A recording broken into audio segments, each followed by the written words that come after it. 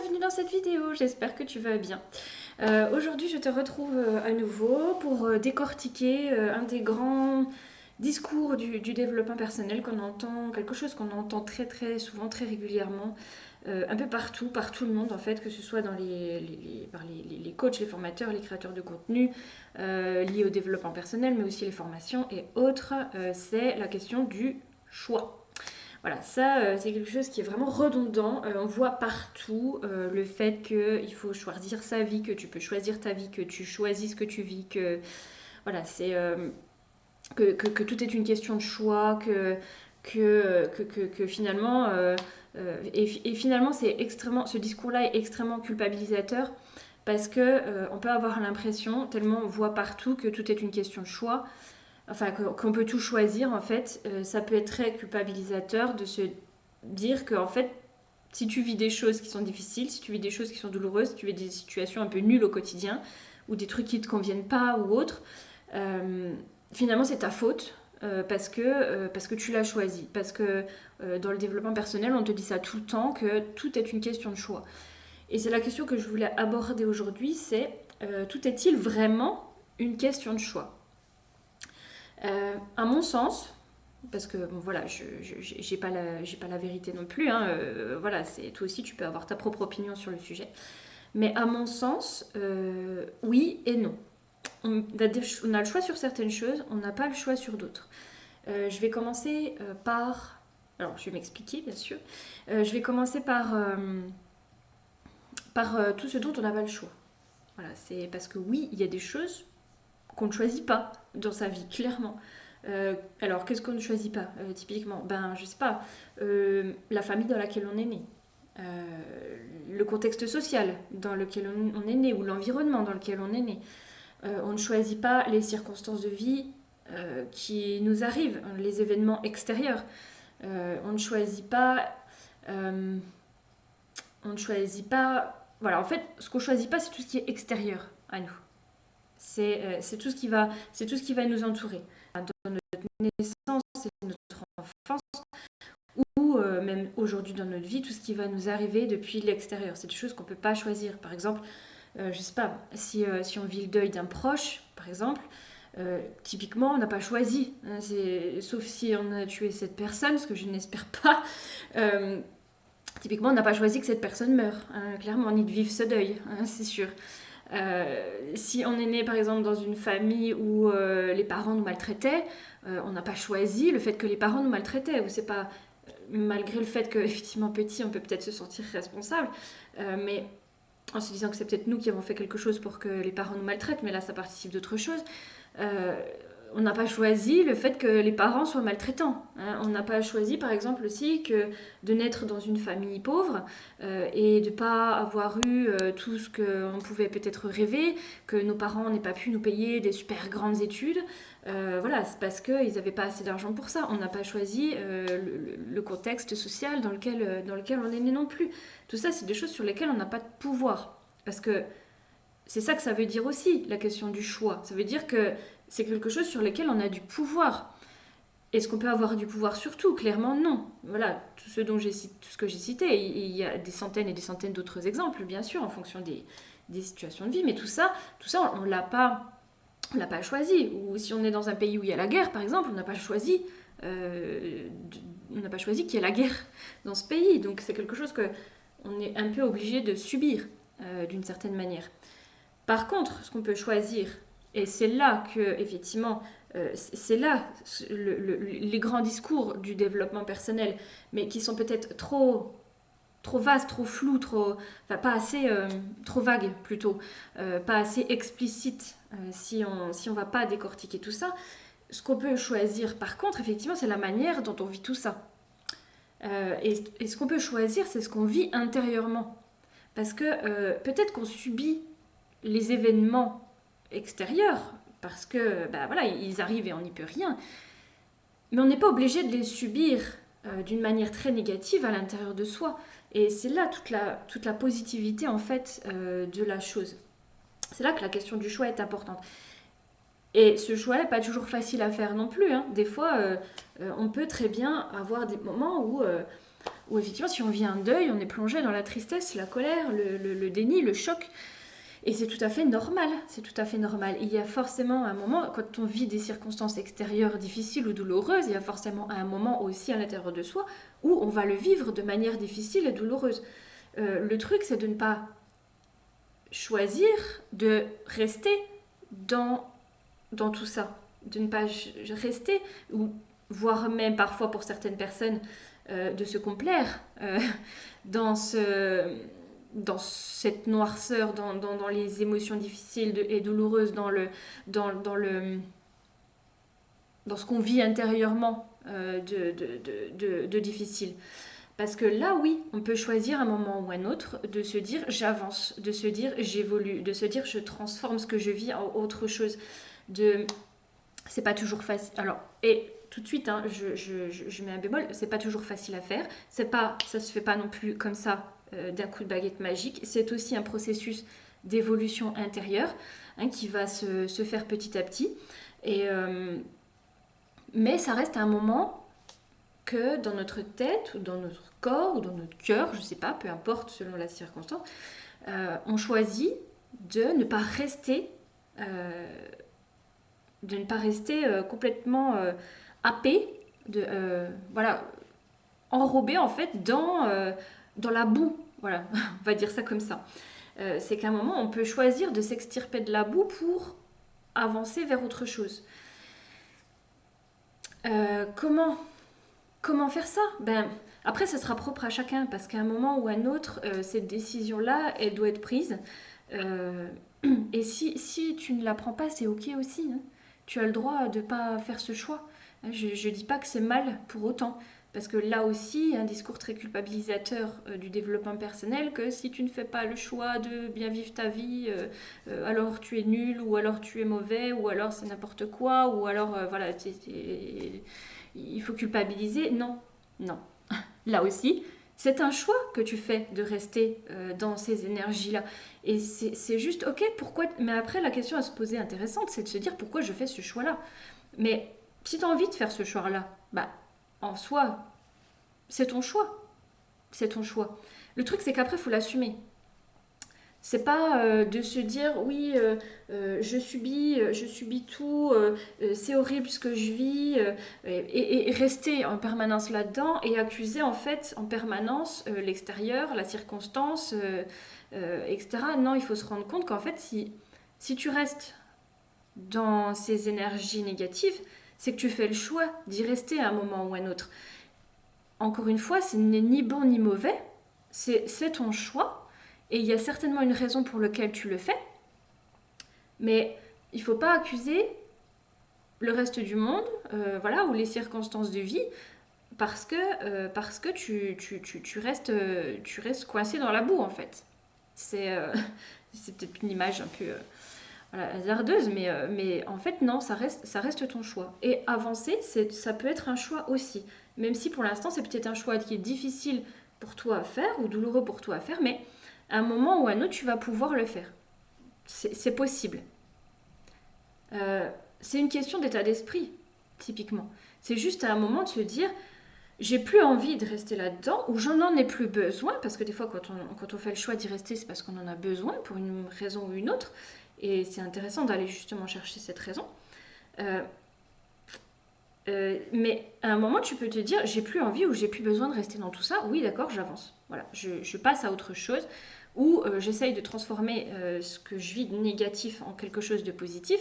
Ou ça ne m'empêche... Enfin, se dire aussi que le fait de vivre des événements douloureux ou des émotions douloureuses ne t'empêche pas d'avancer, ne t'empêche pas d'évoluer, ne t'empêche pas de retrouver une certaine forme de bonheur ou de pouvoir être heureux d'une certaine manière au quotidien ou de changer certains trucs qui vont pouvoir te rendre plus heureux. Ça n'empêche rien. Voilà. Je vais citer des exemples. Il y a je sais pas, des grands sportifs ou des grands intellectuels ou des grands entrepreneurs qui sont nés dans des contextes sociaux extrêmement difficiles, dans des banlieues très pauvres, avec des parents qui n'avaient absolument rien. et ça ne les a pas empêchés de se battre pour faire des études, de faire énormément d'efforts pour avoir, je sais pas, des diplômes ou dans le cas des sportifs, de s'entraîner encore et encore pour améliorer leur niveau et pouvoir accéder petit à petit, en fait, à force de niaque, à force de volonté, d'obstination, de pouvoir finalement, bah, quelque part, s'extraire de leurs conditions et d'évoluer dans leur vie et de pouvoir créer une vie qui a été tout autre. Voilà, soit avec des entreprises qui ont eu un succès fou et qui ont engrangé des millions, soit avec des sportifs de très haut niveau qui ont battu des records du monde, soit avec des intellectuels qui ont pu écrire des livres ou, euh, ou je sais pas, faire des grandes découvertes scientifiques et autres. Euh, et finalement, tout ça, c'était un choix. Ils auraient très bien pu se dire aussi, ah ben oui, c'est horrible, je suis née dans une banlieue très pauvre, mes parents n'ont pas d'argent, je ne peux pas faire d'études. Ben voilà, finalement, je deviens quoi? Je deviens un délinquant et parce que je me dis que j'ai pas le choix, parce que c'est comme ça. Non, eux, ils ont fait le choix de croire autre chose en fait, de croire qu'il était possible dans leur vie de, d'avoir une autre vie que celle-ci.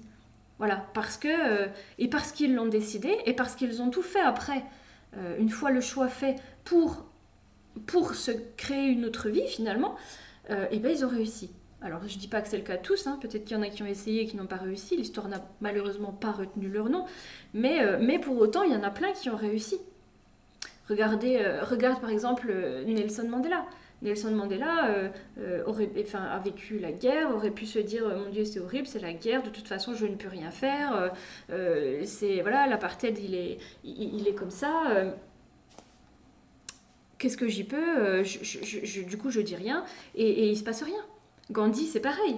Gandhi aurait très bien pu rester dans son coin se dire bon, bah oui de toute façon le peuple indien est oppressé par le peuple britannique et puis c'est comme ça de toute façon ça et moi j'y peux rien mais ces deux personnes-là ont fait le choix de croire qu'elles pouvaient changer quelque chose par leurs discours, leurs actes. On peut citer encore d'autres exemples. Hein. Martin Luther King aurait très bien pu se dire aussi c'est horrible, la ségrégation, voilà, effectivement, c'est affreux ce que vivent les Noirs. Et, euh, et- mais qu'est-ce qu'on y peut? Voilà, il aurait très bien pu se dire ça. Mais il a fait le choix de croire qu'un autre monde était possible. Il a fait le choix, lui, de rêver un autre monde possible, pour le coup. Et on peut en citer à l'appel des exemples comme ça. Enfin, moi, je suis très littéraire. André Malraux, on connaît tous André Malraux, qui est un très grand auteur de livres de littérature française. Il n'a pas fait des études, il n'a fait pratiquement aucune étude. Il détestait ça et l'école lui rendait bien. Et ses professeurs à l'école disaient de lui qu'il était archi nul. Et du coup, il n'a même pas eu son baccalauréat, ni sa fin d'études secondaires, ni rien du tout. Ça ne l'a pas empêché de devenir un grand écrivain, d'avoir été ministre de la Culture dans le gouvernement de Charles de Gaulle. Et voilà, il aurait très bien pu se dire, oh ben, mes professeurs disent que je suis nul, donc je suis nul. Mais il a fait le choix de faire autre chose de sa vie, en fait, que ce pourquoi il était conditionné, ou ce pourquoi il aurait pu être conditionné par son environnement extérieur. Donc voilà, c'est ce que c'est. Bon, peut-être que je suis partie un petit peu dans tous les sens, j'espère que tu m'as suivi. Mais pour moi, c'est ça, c'est qu'il y a certaines choses pour lesquelles on n'a pas le choix, des contextes extérieurs sur lesquels on n'a pas le choix, des circonstances de vie extérieures sur lesquelles on n'a pas le choix. On peut très bien avoir une maladie et ça nous arrive et voilà, on n'a pas le choix. Cette maladie, comment est-ce qu'on veut la vivre en fait? Est-ce qu'on veut se dire, bah, de toute façon tout est foutu, de toute façon j'arriverai jamais à me battre jusqu'au bout, de toute façon la médecine ne va rien pouvoir faire pour moi, et faire le choix de croire qu'on est fini et finalement quelque part bah, se laisser mourir, ou faire le choix de se dire que ben si on peut se battre jusqu'au bout, même si peut-être on n'y arrivera pas, mais on peut quand même faire le choix de se battre pour s'en sortir, euh, pour combattre cette maladie, pour voilà, prendre des médicaments, je sais pas, aller voir d'autres des thérapeutes ou autres qui pourraient aider à faire passer cette maladie de plein de manières différentes. Enfin bref, voilà, voilà, il y a des choses pour lesquelles on ne choisit pas. Et il ne faut pas culpabiliser pour ça, malgré tous les discours peut-être parfois un peu moralisateurs que tu peux voir voilà, dans le développement personnel. Non, il y a des choses pour lesquelles tu n'as pas à culpabiliser parce que ce n'est pas ta faute, clairement. Euh, Parce qu'il y a des choses que tu n'as pas choisies.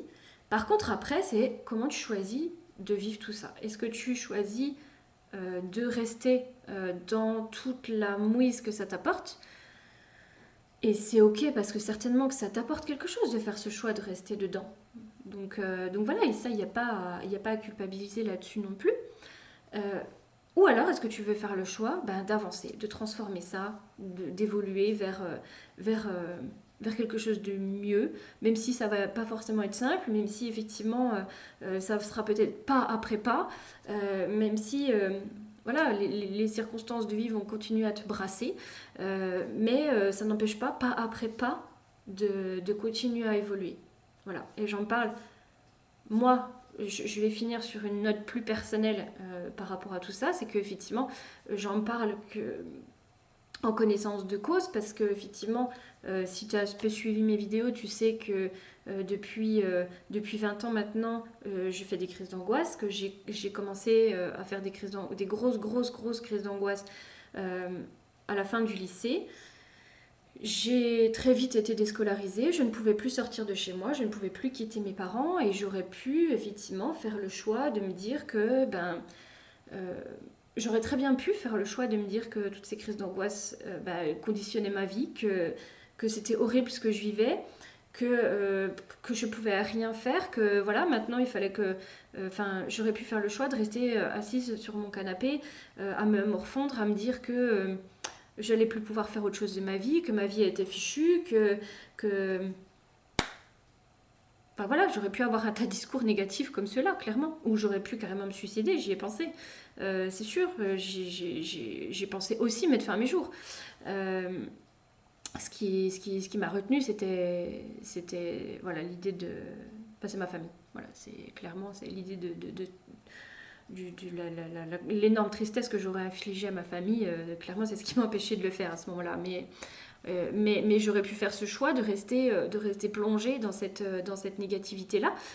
Et ça aurait été ok, ça m'aurait certainement apporté quelque chose sur le moment. Et moi, personnellement, j'ai fait le choix d'avancer, j'ai fait le choix d'essayer de comprendre pourquoi ces crises d'angoisse elles m'arrivaient, et de reprendre petit à petit pied dans la vie en fait, même si ça a été... alors oui, ça a été horrible ce que j'ai vécu, clairement, j'ai vécu un enfer, mais ça n'empêche que j'ai fait ce choix là de, de reprendre le lycée petit à petit. Ça a été extrêmement compliqué.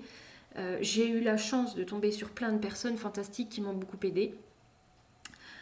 J'aurais pu faire le choix après aussi pareil pour mes études, de me dire que c'était pas possible de faire des études pour moi, vu que je pouvais pas sortir de chez moi, etc. Et pour autant, je suis quand même partie à 80 km de chez moi pendant 3 ans faire des études à la fac. Là aussi, je suis tombée sur plein de personnes merveilleuses qui ont rendu ça possible pour moi et qui m'ont aidé à pouvoir avancer voilà, dans mes études. Après, c'est pareil, trouver un travail, ça a toujours été compliqué. Euh, enfin, plein de circonstances étaient compliquées et j'aurais pu faire le choix de me dire à chaque fois, non, tant pis, je le vis pas, enfin, de toute façon, j'y arriverai pas. Mais à chaque fois, enfin, même s'il y a eu des moments de découragement, même s'il y a eu des moments où j'avais pas envie, même s'il y a plein de choses que j'ai cherché à éviter, et je dis pas que j'ai fait tout ça parfaitement non plus, j'ai fait un tas de choix qui n'étaient pas les bons pour autant, mais j'ai toujours fait ce choix-là de continuer à avancer parce que, je sais pas, quelque part, malgré le fait que j'étais plongée dans le noir, parce qu'il y a eu enfin, il y a eu une très longue période où j'étais dans une espèce de tunnel tout noir sans lumière, où franchement je voyais pas le bout du tunnel. J'ai toujours fait ce choix-là de croire qu'un jour la lumière reviendrait. Qu'au bout il y avait la lumière quelque part et que j'arriverais à retrouver cette lumière. Et c'est ça qui m'a aidé à tenir en fait. L'espoir, la foi, je ne sais pas quoi, qu'un jour, un jour j'arriverai au bout de ce tunnel. Je n'y suis pas encore, mais ça avance bien. J'ai retrouvé quand même, j'ai quand même retrouvé un peu la lumière, donc franchement c'est déjà fantastique. Et voilà, j'avais envie de terminer cette vidéo sur voilà, sur toutes les questions de choix euh, d'une manière un peu plus, voilà, sur une note un peu plus personnelle. Bah écoute, dis-moi ce que tu en penses sur cette notion du choix. Qu'est-ce que ça t'évoque pour toi? Est-ce que c'est difficile pour toi de faire un choix, voilà, d'avancer ou enfin, sortir un peu des fois de ce qui est difficile dans ta vie? Est-ce que tu as réussi déjà à faire ces choix-là? Est-ce que, ou est-ce que c'est encore trop douloureux pour toi? Voilà, qu'est-ce qui fait que tu te sens coincé? N'hésite pas à me mettre en commentaire, je serais vraiment ravie de te lire et de te répondre. Et puis, si tu as aimé cette vidéo, ben, mets-moi un petit pouce ou abonne-toi à ma chaîne. Et puis je te dis à bientôt pour un nouveau décortiquage du développement personnel. À bientôt!